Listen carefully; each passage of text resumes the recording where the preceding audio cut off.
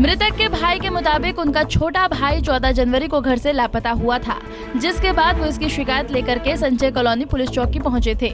लेकिन पुलिस ने कच्ची रिपोर्ट दर्ज कर उन्हें खुद खोजने के लिए घर भेज दिया और जब सोहना इलाके में उसके भाई का शव मिला तो पुलिस ने आनन फानन में FIR दर्ज की और फिर उन्हें उनके भाई के शव की सोहना इलाके में होने की सूचना दी। फिलहाल परिजनों ने मृतक के शव का गुरुग्राम में पोस्टमार्टम के बाद दाह संस्कार तो कर दिया है, लेकिन हत्या का शक मृतक के दोस्त पर जताते हुए पुलिस पर लापरवाही के गंभीर आरोप लगाए हैं। तस्वीरों में दिखाई दे रहा ये संजय कॉलोनी का रहने वाला 22 वर्षीय सौरभ है, जो अब इस दुनिया में नहीं है। सौरभ के परिजनों के मुताबिक वो 14 जनवरी को अपने घर से बिना बताए कहीं निकल गया था, जिसके बाद उन्होंने इसकी तलाश आसपास के इलाकों में की, लेकिन सौरभ का कहीं कोई पता नहीं चला। मगर आज जब उसका शव मिला तो वो भी संदिग्ध हालत में, तो पुलिस और परिजनों के पैरों तले जमीन खिसक गई। मृतक के भाई के मुताबिक इस दौरान पुलिस को गौरव की डेड बॉडी होने की सूचना थाना निमोठ सोहना इलाके में मिली, जिसके बाद संजय कॉलोनी पुलिस चौकी ने आनन फानन में मृतक के परिजनों को बुलाया और FIR दर्ज कर ली।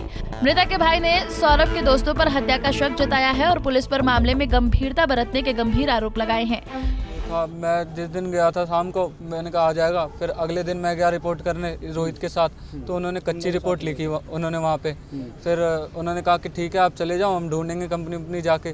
फिर नहीं ढूंढा, फिर पापा 3-4 दिन बाद, हम खुद ही ढूंढ रहे थे, 3-4 दिन बाद पापा रात को गए ढूंढने, शायद 19 तारीख की शाम को गए थे रिपोर्ट करने, तो उनने उस टाइम भी कच्ची रिपोर्ट लिखी। फिर अगले दिन 20 तारीख को ये 10 बजे पापा को फ़ोन करते हैं कि आप यहाँ आ जाओ, कुछ सूचना मिली है हमें। पहले इन्होंने पापा से पक्की FIR करवाई, इन्हें पता था पहले से, ये चीज़ पता होते हुए भी इन्होंने पहले FIR करवाई। उसके बाद इन्होंने बताया कि वहाँ एक बॉडी मिली है, वहाँ जाके आप एक बार देख लो। कितने दिन बाद सूचना मिली है? घर से गए हो कितने दिन बाद सूचना मिली थी आपको? रात को 14 तारीख की रात को गया था ये। हमें सूचना कल मिली थी और सूचना मिली है कल हमें। तो क्या देखा था आपने मौके पर? मैं तो ऑफिस से आया था, तो मेरे से पहले पापा पहुँच गए थे वहाँ, तो पुलिस वाले ने मेरे को फ़ोटो सेंड करी थी। फिर उसके बाद मैं सिविल हॉस्पिटल गया था, वहाँ देखा मैंने। 14 तारीख से लापता था जी।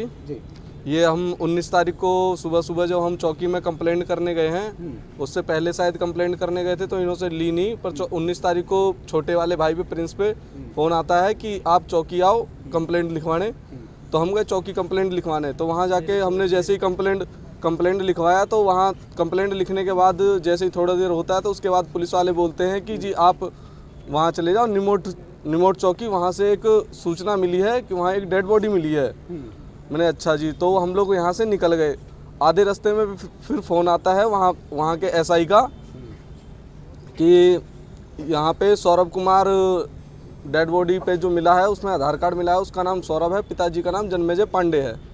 तो वहाँ गए, तो फिर वहाँ जाके फिर पता पड़ा, फिर हम लोगों ने डेड बॉडी देखा, सोना में मॉर्चरी में पड़ा हुआ था।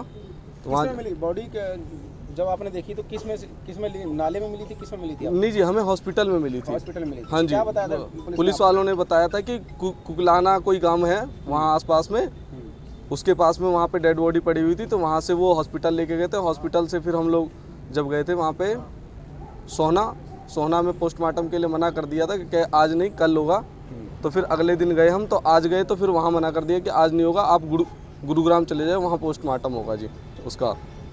मृतक का क्या नाम है? सौरभ कुमार। सौरभ किस बात को लेकर घर से निकले थे? वो कोई रंजिश थी या वैसे? नहीं, ऐसे ही घर से चला गया था 14 तारीख को, और फिर उसके बाद वो घर नहीं आया। वहीं मृतक को लेकर फिलहाल पुलिस का पक्ष सामने नहीं आया है, मगर पुलिस ने वारदात की जानकारी देते हुए सिर्फ इतना कहा है कि नहर किनारे सौरभ का शव मिला था, जिसके चेहरे और शरीर पर तेजधार हथियार के निशान थे। शव को देखकर ऐसा लग रहा था कि युवक की बेरहमी से हत्या की गई है। फरीदाबाद से पूजा शर्मा, पंजाब केसरी टीवी। हमसे जुड़े रहने के लिए हमारे YouTube चैनल को सब्सक्राइब करें और नई वीडियो की नोटिफिकेशन के लिए बेल आइकॉन को दबाएं।